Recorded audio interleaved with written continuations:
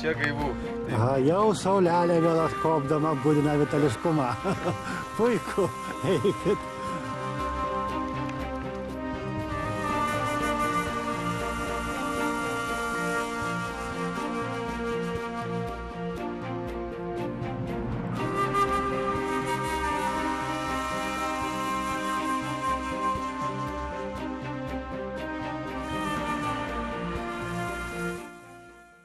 Norint įkūnyti, ką nors reikia turėti. Pavyzdžiui, aš turiu sielą. Čia vienas iš pavyzdžių, kaip yra apie judėjimą vidun. O čia yra sėklos. Ir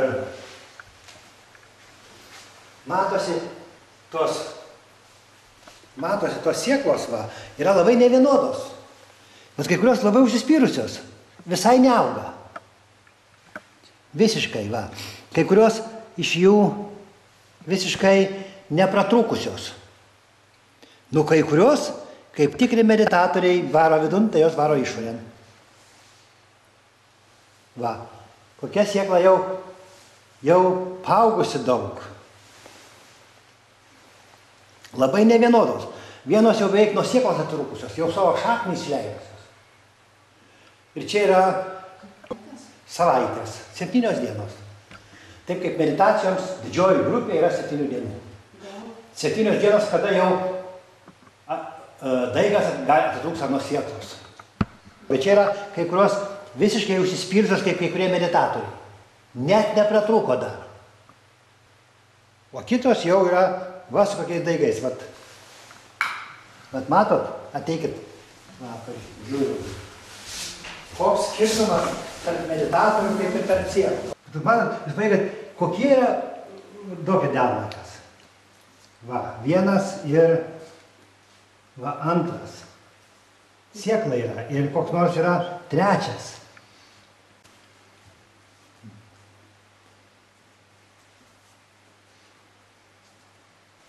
Kaip meditatoriai.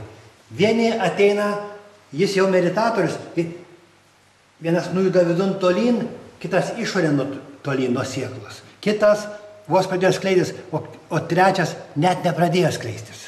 Ateina į 7 dienų grupę, išeina toks pat. O kitas po 3 dienų jau pasikeitęs, jau transformavęsis. Ir tai šiek tiek priklauso nuo sodininko.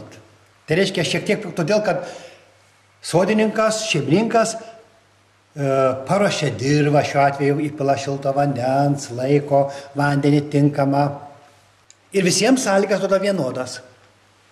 O toliau, kai duodam geras sąlygas ir sėkla viduj pradeda justi, kad sąlygos geras, meditatoriai pradeda justi, sąlygos geros, jie gali judėti vidun ir augti. Sėkla pajuto, kad sąlygos geros, negali pradėti augti. Ir pralaužti kevalą. Ir sėklos yra nevienodos kaip ir sielos. Jūs juntat, vieni kažkaip tai jautresni, greičiau pajunta, pradeda skleistis, kiti gana užsispyrę. Tai sakyt, labai saugiai jie lukteri, gal situacija pasikeis, gal valdžia pasikeis, gal pavojai yra, arba tiesiog iš užsispyrimo, iš nežinojimo, iš nejautrumo. Jeigu nepabudinsim iš vidaus, yra neskani, nedygsta ir negyvena. Taip ir su jumis kartais, su žmonėm vyksta kartais.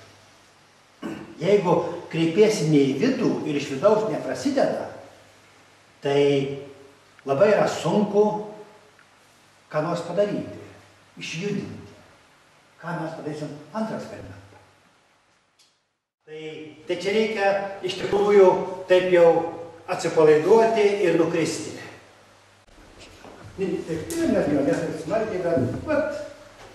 Ir dabar jūs pabandykit įsakyti jai, kad neatsikeltų.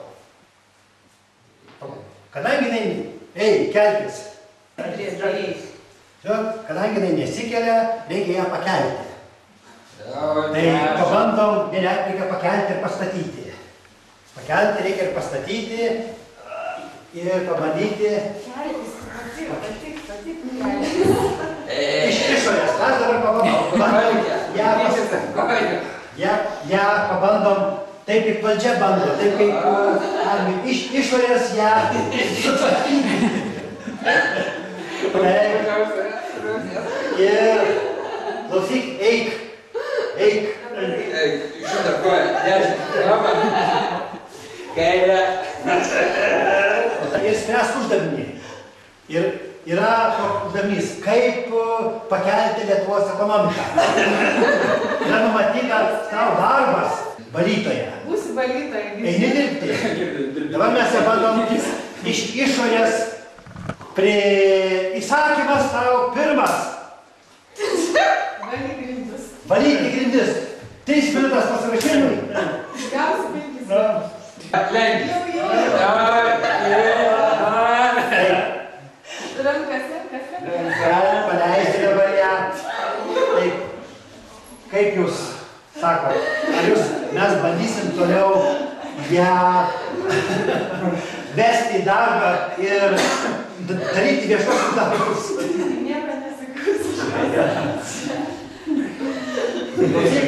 Mes iš tavęs atimsim vaikus, jeigu nesikelsi ir neisi dirbti. Vaikų atėmimas neveikia kol kas. Reiks matyti iš tikrųjų atimti, taip kaip daro iš meditatorių katalikai atiminėja vaikus.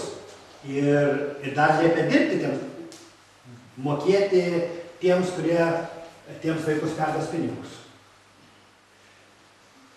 Viena matosi, kad iš išorės susitvarkyti su žmogum yra sunku. Mes galim bandyti stiprinti išorinės priemonės, pavyzdžiui, atneškit pusę kibro vandens ir mes bandysim išorinės priemonės. Šiek tiek daugiau, reaguoja, gyvos. Taip, paskutinį kartą, paskutinis 4 įsakymas. Keliatės ir eina dirbti viešuosius darbus. Elgiasi kaip sėklos. Įsakinėjai, o jos nevyksta. Dabar kaip elgsimės? Kaip tikintieji ar kaip meditatoriai? Tikintieji didintų spaudimą. Čia yra du keliai. Arba eiti išoriniu keliu ir jas toliau gąsdinti, spausti, skaudinti, įžeidinėti, arba elgtis kaip meditatoriai. Pabandyti prieiti prie jų iš vidaus. Kažkur tai savijautos galite prisiminti, kaip jūs dabar jaučiatės. Ir mes pažiūrėsim, ar jos gyvus, ar jos meditatorius, ar su jums galima bendrauti. Jūs galite, taip kviečiame dabar keltis. Visiškai jokių bausmų netaikysim. Mes perėsim prie 3 eksperimento. Jeigu jūs atsikelsit, tai į 3 dalį jūs pateksit.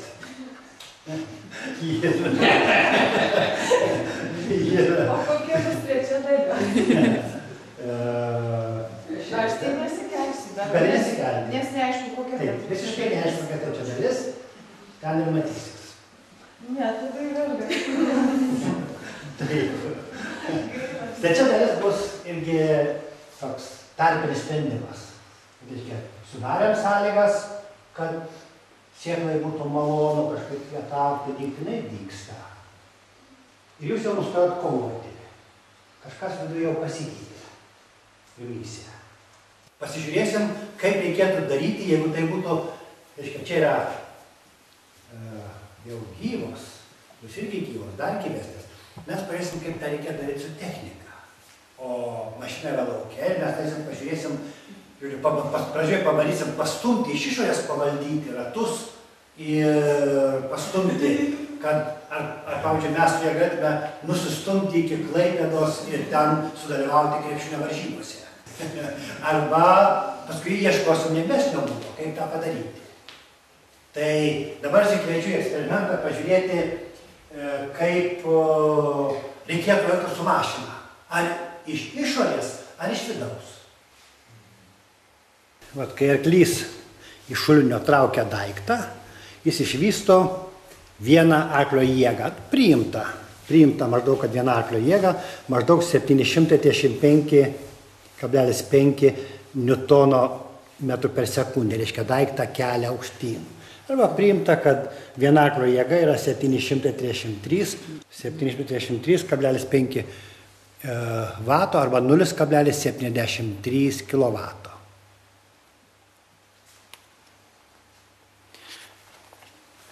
Mes pažiūrėsim ir žiūrim.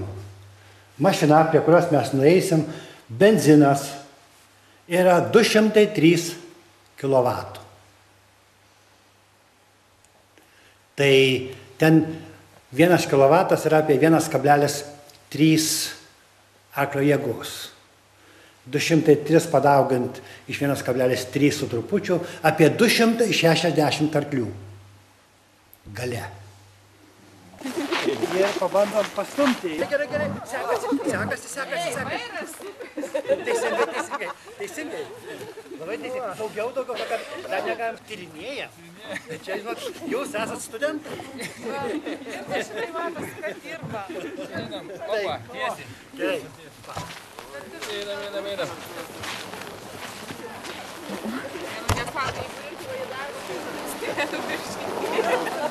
Galima važiuoti į darbą.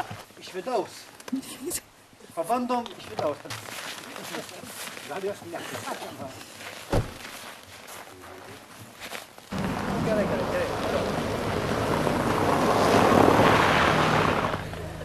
Dabar yra du būdai.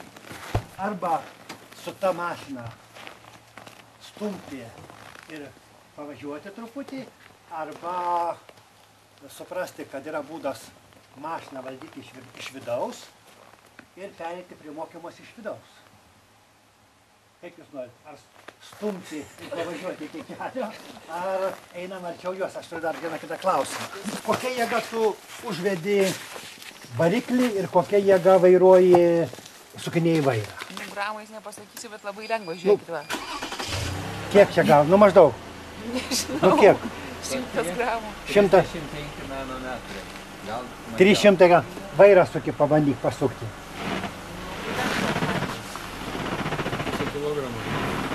Labai lengva įsivaizduoju. Su 10 vaikinų mes iki kokį 15 km per valandą įsibėgėtume. Lygių keliu. O tu su 100... Kiek čia gramų, sakai, naudoji? Kokie? Nežinau. 100 galva rankos. Gerai, tai aš siūlau žiūrėti, pereiti prie vedimo mašinos iš vidaus, pastatyti mašiną į vietą, pereiti į vidų ir tyrinėti toliau, kaip kelti jautrumą ir vesti darbus ir reikalus iš vidaus. Mašiną valdyti iš vidaus yra 200 000 kartų lengviau negu iš išorės.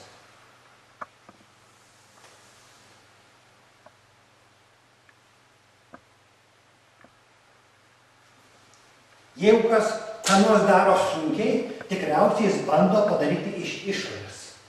Ar pabudinti sėklą, ar priversti žmogų dirbti, ar dirbti techniką, bet iš išorės reikia. Jeigu paprastas įrenginys, 200 000 kartų ir dar daugiau energijos jėgos, sunkumo, kad padarytum tą patį. Kitaip tariant, jeigu mes darom iš vidaus, tai gali būti 200 000 kartų lengviau. O kai kada ir dar daug kartų lengviau, o kai kada tiesiog neįmanoma jokiais įsakymais, arba dvasiniais įsakymais, kurios gali duoti plačkys arba popiežius, arba jų dievas. Jokiais vyriausybiniais, premjeriniais, prezidentiniais įsakymais siekla neklausys, nepabus. Žmogus junta neteka, neįkvepia ir nedaro. Jeigu mašina klauso visuomet, tiesiog sėdės ir pradedi vairuoti ir važiuoti, tik užtenka 200 000 kartų mažesnės jėgos arba daug lengviau, tai sėklai reikia būtinai, kad iš išorinės sąlygos būtų tinkamos busti ir sėklos pradeda busti. Ir kaip matot, toli gražu ne kiekviena sėkla vienodai bunda. Vienos yra už didesnio kelio, o žmogui tai būtų už didesnio proto sluoksnio. Kai kurie yra protingesni ir tokie protingi, kad jis geriau supūs, bet nesikels, nedarys. Jis geriau sudžiūs arba supūs. Tai yra, kai kurie galite justi, kad jūsų protas yra toks kietas, gal jisai kalkuliuoja ir gerai. Paprastai tų, kurie yra proti ir kalkuliuoja gerai, yra labai nejautrus. Ir kuo didesnis protas, tuo žmogus gali būti nejautresnis energijos tekėjimui. Jis yra kaip kalkuliatorius, skaičiuoja greitai, bet negyvas. Jis neturi vidaus. Iš čia seka tokia kaip ir labai paprasti atsakymai. Viena, reikia žiūrėti nedraudimai, nespaudimai, nestumdymai, tinkamai veikia gyvą ir negyvą įrenginį arba individą, o reikia sudaryti tokias sąlygas, šiuo atveju, galima sakyti, elgtis iš vidaus ir mašiną vesti iš vidaus. Arba sėklą vesti iš vidaus. Arba žmonės kalbinti iš vidaus, kad tai jas įkvėptų. Kas jas išjudino? Smalsumas dalyvauti trečiam. Smalsumas, tai reiškia, yra energija pradeda tekėti. Jau pradeda energija tekėti, budinti, jau siela susijungia su kūnu. Ir įkvėpia keltis. Pagrindinis atsakymas yra iš vidaus pradėti spręsti, išoriai, tapti vis jautresniu ir centruotesniu, nesustoti ties savo kūnu, ties savo vidum, nesustoti ties savo proto, eiti dar giliau. Į dvasios sritį, į sielos sritį, kur jėgos yra dar milijonus milijardus kartų mažesnės, kur atsipalaidavimas yra dar milijonus milijardus kartų didesnis, kur dar yra ekstatiškesnė energijos kokybė ir būsena.